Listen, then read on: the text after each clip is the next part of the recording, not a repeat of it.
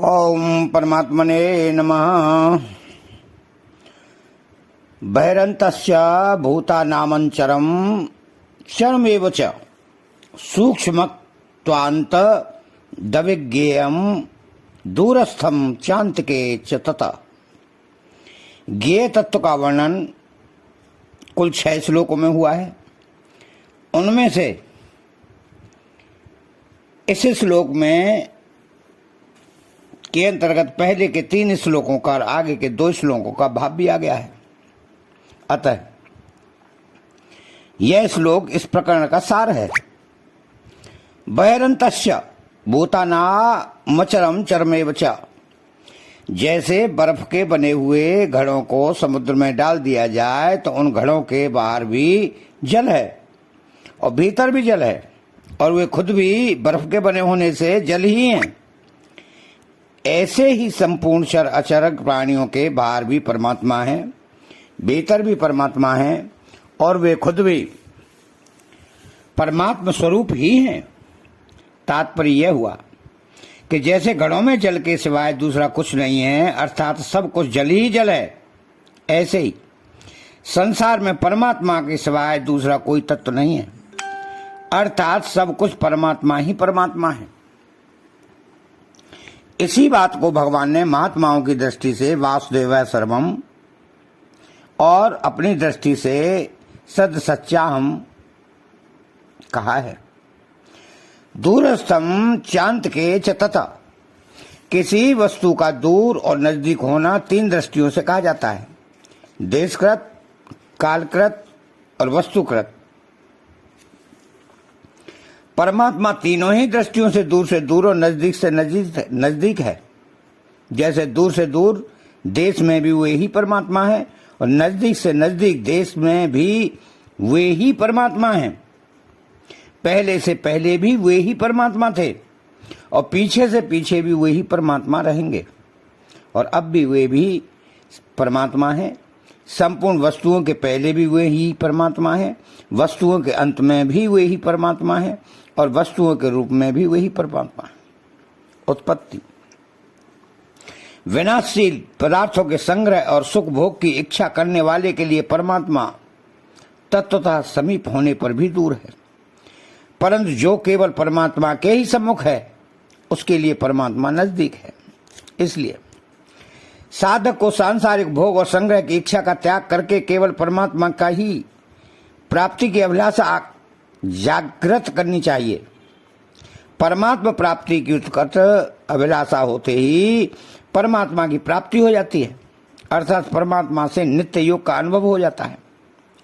तो सूक्ष्मत्वान्त दविज्ञेयम, वे परमात्मा अत्यंत सूक्ष्म होने से इंद्रियों और अंतःकरण का विषय नहीं है, अर्थात वे परमात्मा इनकी पकड़ में नहीं आते। अब प्रश्न उठता है कि जब जानने में नहीं आते तो फिर उनका अभाव होगा। उनका अभाव नहीं है। जैसे परमाणु रूप जल सूक्ष्म होने से नेत्रों से नहीं दिखता, पर न दिखने पर भी उसका अभाव नहीं है। वह जल परमाणु रूप से आकाश में रहता है और स्थूल होने पर बूंद और ओले आदि के रूप में दिखने लग जाता है। ऐसे ही परमात्मा अत्यंत सूक्ष्म होने से इंद्रियां, मन, बुद्धि आदि के द्वारा जानने में नहीं आते, क्योंकि वे इनसे परे हैं, अतीत हैं। तो जीवों के अज्ञान के कारण ही वे परमात्मा जानने में नहीं आते। जैसे कहीं पर श्रीमद् भगवत गीता शब्द लिखा हुआ है, जो पढ़ा लिखा नहीं है उसको तो केवल लकीरें ही दिखेंगी, और जो पढ़ा लिखा है उसको श्रीमद् भगवत गीता दिखती है। संस्कृत पढ़े हुए को यह शब्द किस धातु से बना हुआ है, इसका क्या अर्थ होता है, यह दिखने लग जाता है। गीता का मनन करने वाले को गीता के गहरे भाव दिखने लग जाते हैं। ऐसे ही जिन मनुष्यों को परमात्मा तत्व का ज्ञान नहीं है उसको परमात्मा नहीं दिखते, उनके जानने में नहीं आते, परंतु जिनको परमात्मा तत्व का ज्ञान हो गया है उनको तो सब कुछ परमात्मा ही परमात्मा दिखते हैं।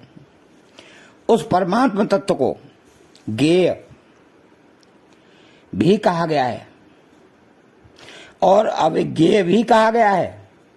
इसका तात्पर्य यह है कि वह स्वयं के द्वारा ही जाना जा सकता है, इसलिए वह ज्ञेय है, और वह इंद्रियां मन बुद्धि के द्वारा नहीं जा सकता, इसलिए वह अविज्ञेय है। सर्वत्र परिपूर्ण परमात्मा को जानने के लिए आवश्यक है कि साधक परमात्मा को सर्वत्र परिपूर्ण मान ले। ऐसा मानना भी जानने की तरह ही होगा। जैसे बोध होने पर ज्ञान जानने को कोई मिटा नहीं सकता, ऐसे ही परमात्मा सर्वत्र परिपूर्ण है, इस मान्यता मानने को कोई नहीं मिटा सकता। जब सांसारिक मान्यताओं में ब्राह्मण हूं, मैं साधु हूं आदि को जो कि अवास्तविक हैं, कोई मिटा नहीं सकता, तो पारमार्थिक मान्यताओं को जो कि वास्तविक हैं, कौन मिटा सकता है? तात्पर्य यह है कि दृढ़ता पूर्वक मानना भी एक साधन है। जानने की तरह मानने की भी बहुत महिमा है। परमात्मा सर्वत्र परिपूर्ण है, ऐसा दृढ़ता पूर्वक मान लेने पर यह मान्यता रूप से नहीं रहेगी, प्रत्युत इंद्रियां मन बुद्धि से परे जो अत्यंत सूक्ष्म परमात्मा है उनका अनुभव हो जाता है।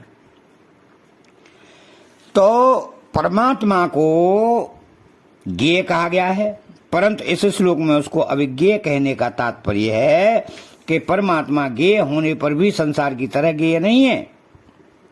जैसे संसार इंद्रियां मन बुद्धि से जाना जाता है, ऐसे परमात्मा इंद्रियां मन बुद्धि से नहीं जाने जाते। इंद्रियां मन बुद्धि प्रकृति के कार्य हैं और परमात्मा प्रकृति से अतीत है। तो प्रकृति का कार्य प्रकृति को भी पूरा नहीं जान सकता, फिर प्रकृति से अतीत परमात्मा को जान ही कैसे सकता है? तो परमात्मा को परमात्मा के साथ एकता है, इसलिए परमात्मा की प्राप्ति भी स्वीकृति से होती है, चिंतन मनन वर्णन करने से नहीं। शरीर संसार के साथ स्वयं की एकता कभी हुई नहीं, है नहीं, होगी नहीं, हो सकती भी नहीं।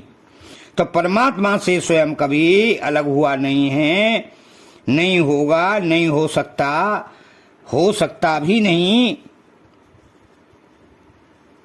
अतः चैनल को सब्सक्राइब करें, बेल आइकन घंटी को दबाएं और कमेंट बॉक्स में जय श्री कृष्णा लिखें। बोलो जय श्री कृष्णा।